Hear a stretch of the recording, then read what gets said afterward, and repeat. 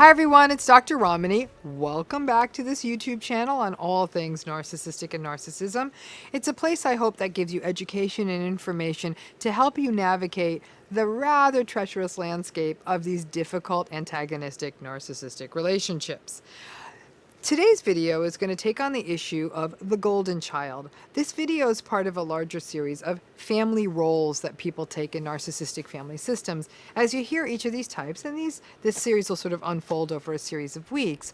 If you identify yourself in any of these types, drop it in the comments. It's always interesting to hear what people's experiences were, and you might even see that as this type series unfolds, more than one of these fits you. But today, we're going to take on the issue of the golden child, and as always, please subscribe. Keeps you in the loop. Also gets you to hear about the other narcissistic family roles. Hit that bell to subscribe. And if you do like this video, give us that like. So let's talk about the golden child. The golden child is actually a type we could also call the crown prince or the crown princess or the heir apparent. Any term that captures their role as the person who can sort of do no wrong, who always gets the benefit of the doubt in the family system. And in that way, they are the literal opposite to the scapegoat. And where the scapegoat can do no right, the golden child can do no wrong, especially if they keep bringing in results. This is the child in the family dynamic who is enabled no matter what they do. The family is often organized around the needs of the golden child, their schedule, their needs, their educational and extracurricular needs, all the needs of that child. The golden child, for example, may be the only one who gets his or her own bedroom, who gets a car when they are of the right age, who gets to go to the better school or a private school or something like that. It can also be a bit of a resource issue, how resources are allocated in a family system. The golden child may go to private school, and the other siblings may go to a local public schools that are less resourced. The golden child may have a college tuition paid for, or money for school made available, or a wedding paid for, while the other children in the family system may not experience the same sort of largesse. Now, the golden child dynamic, like all family role dynamics, can start early and is typically and often, but not always, a function of that child delivering narcissistic supply to the parent, narcissistic parent, often without even knowing it. The child may represent what the parent wants to be, or the parts of the parent that get the parent the most validation. This can include physically resembling the narcissistic parent, being very attractive, being very skilled at something. For example, the child who is a gifted athlete at a young age, a gifted dancer or performer of some kind, being very gifted in school, or having some other odd skill set at which they excel, such as chess or spelling bees, or something else that a child can be good at an early age. The golden child may bring esteem and validation onto the parent through their skills, and then becomes another way for the narcissistic parent to mainline validation. The golden child may be why the parent gets congratulations or oohs and ahs from other people. Wow, what a player you got there. Woo, she's such a beautiful dancer. And that also allows the parent to enact the dreams that maybe they didn't fully achieve.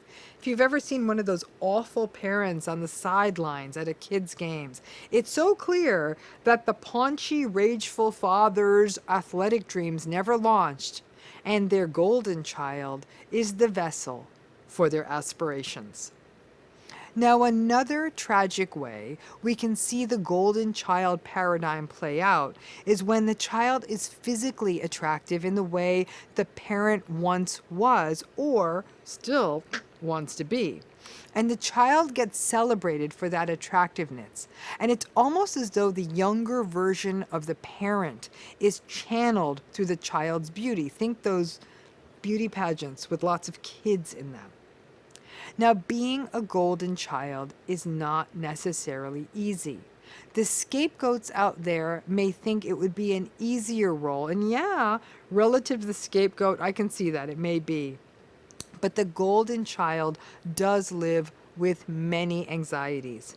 The primary fear is that they know they live on a conditional pedestal. If the superlative grades or trophies go away, if the child were to gain weight, or the sweet baby face gives way, or the child simply loses interest in the activity that the parent defines them by, the golden child's life can feel quite tenuous, with the golden child knowing that their regard has been conditional.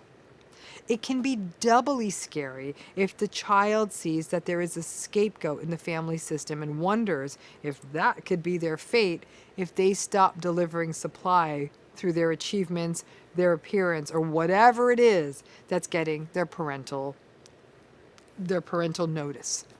There can also be a fair amount of guilt associated with being a golden child. Now, while some golden children really do go on to be world-class jerks and re-perpetuate the family narcissism cycle, some actually feel a profound sense of guilt and grief about being the chosen one, especially if they are fond of their other siblings or protective of their other siblings whom they see are ignored or invisible or scapegoated. It can leave a guilt that dogs the golden child for a lifetime. The golden child often has to encounter an uncomfortable guilt dynamic raised by the narcissistic parent. The parent will often remind the golden child that he or she is so much luckier than the parent, and even while pouring all kinds of resource into the child might keep hearing about how the narcissistic parent is such a victim of circumstance, and the child is so lucky to have such a wonderful parent as them. It can be quite confusing for a child, and as the golden child, it may feel as though their sole job is to do good to keep winning over the narcissistic parent. The golden child experiences this sort of overvaluation by the parents, and it can not only place them at risk for narcissism themselves as an adult, it can also transform them into a person who feels as though they are only valued for what they do instead of who they are, and all of who they are, all holistically, feelings and everything, and just being a whole person. It's a tough way to go through life. Golden children can definitely experience a fall from grace. Because narcissistic family systems are so often triangulated, the narcissistic parent will often turn the kids against each other and even dangle the carrot that the golden child is there to be toppled and perhaps another child in the family system can take the crown. This again creates an ongoing anxiety in the golden child and can also result in antagonism, with the golden child trying to hold on to the safety of the narcissistic regard they receive. Children don't understand narcissism. They just want to be loved, and they want to do everything they can to feel safe in a family system. Now, what about in adulthood? The dynamic of the golden child can remain alive and well. Any of you in narcissistic family systems know that if you are still the golden child, it can be uncomfortable to be placed in that role relative to siblings. It can fuel strife between you and your siblings that you do not even want, and your sibling, and perhaps understandably so, may still be carrying hurt and anger from childhood. Not all golden children, interestingly, however, are golden children on the basis of what they do. Soccer, spelling bees, ballet, that may not be the only reason. Some become golden children by dint of factors that often have cultural relevance, such as gender. In many cultures, tragically, boys are valued much more than girls from birth. And in this way, it is not atypical for an eldest son to be a golden child, and subsequent children, especially daughters, becoming scapegoats or taking other unpleasant family roles. It doesn't matter what kind of person that son is or what he does. The son is golden by dint of his gender. In some cases, though far fewer, the same dynamic can be seen when the child is a daughter, but it literally can come down to something as ridiculous as gender as to why a child becomes the golden child in their family. However, if you were more of the performative golden child in your family, meaning that you were a golden child because you did something that the parent wanted, you learn very early that love is conditional. And that belief can dog a person into adulthood.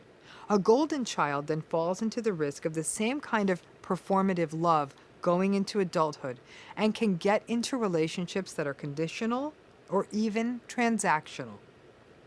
To be a golden child can mean grappling with different emotions, and these will vary from case to case. In some cases, to grapple with a sense of guilt. In others, to have the painful recognition that love was completely conditional. And all of this can be accompanied by anxiety, depression, low self-worth, and even a sense of fragmented identity, knowing that you were a sort of construction or conditional puppet of your parent. However, some golden children do go on to become quite narcissistic themselves. They actually believe their golden child hype and retain the entitlement, privilege, and domination that their role accords them, and roll into adulthood as a world-class jerk, continuing to lord over their siblings and make their lives generally miserable. They may often walk off with the lion's share of a family business or an inheritance. Into adulthood, they may hold on to this role and become an adult bully both within the family system and beyond. The golden child dynamic can also get fueled by circumstantial issues in narcissistic family systems. The narcissistic parent may anoint a golden child that is their own biological child, and then scapegoat their stepchildren.